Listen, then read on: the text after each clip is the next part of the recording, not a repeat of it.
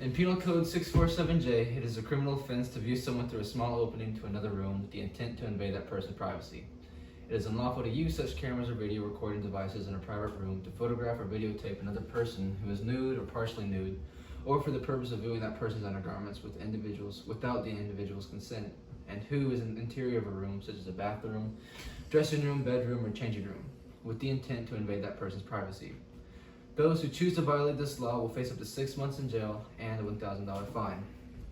Now imagine there was a man who forced his way into a woman's locker room with the intent of changing and having other girls change in front of him.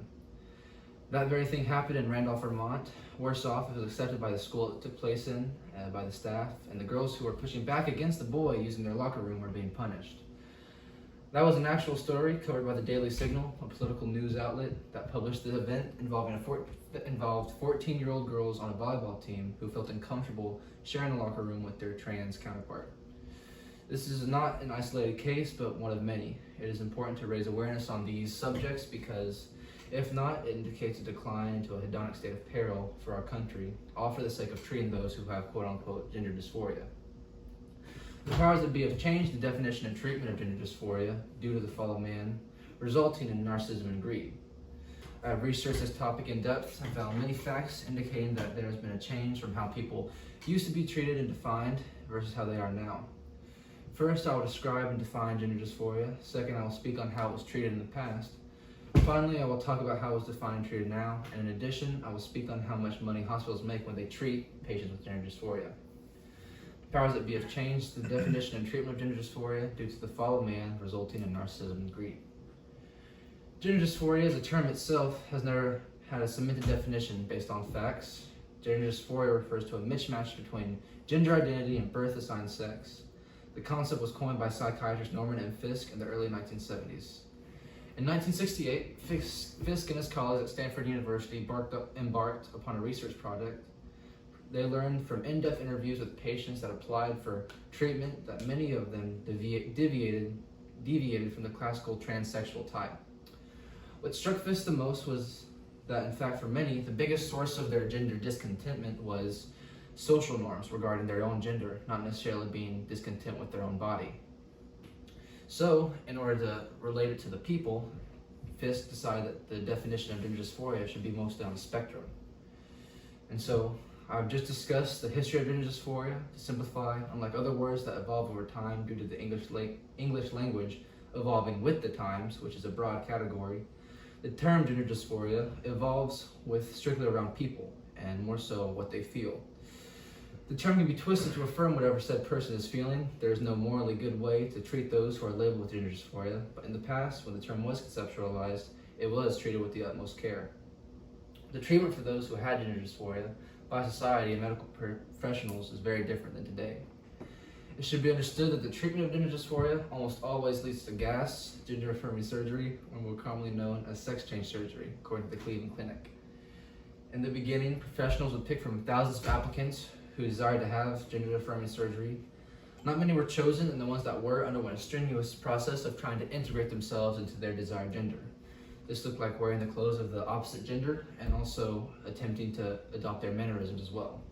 According to one patient at the time, named Mario Martino, a trans man, stated, "One talks of a period of 2 to 5 years. I agree that people should be tested. I think they should be tested in every way possible before being accepted as a candidate for treatment. However, one of the problems that people tend to forget is that a female with a 48-inch bust cannot pass as a male for 1 day, much less for 1 year or 5 years, no matter how much he tries," according to a medical history organization, authors being Fritz and Mulkey. It is apparent that gender dysphoria was treated through a prolonged observation, but now it is much different. The treatment currently for gender dysphoria is vast and varies depending on age. It starts first with individual counseling, then moves on to family or couples counseling if that individual is in a relationship, then it moves on to hormone therapy, and then finally, gender-affirming surgery. This usually takes up to a year as opposed to 5 years when in the past, whenever it first started, and it is also the most irreversible treatment, according to Mount Sinai, New York City Hospital. Also, to touch on the revenue that hospitals making are a result of gender-affirming care is immense.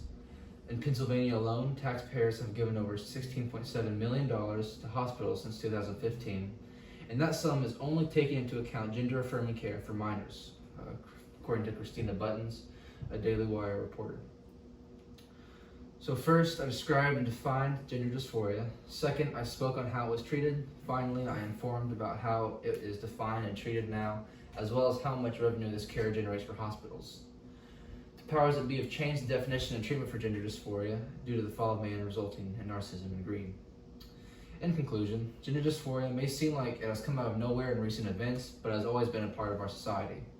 The treatment, however, has taken a turn for the worst, and others are being forced to conform to others' sinful desires. This can be seen by the media, shaming those who do not feel comfortable, quote-unquote, integrating boys into women's locker rooms. Not only this, but taxpayers are the ones who are contributing as well. This seems bleak, but God takes care of his children and is working through lawmakers in Tennessee to get all gender-affirming care banned statewide, in addition to others pushing for nationwide bans on the matter, according to the Daily Wire.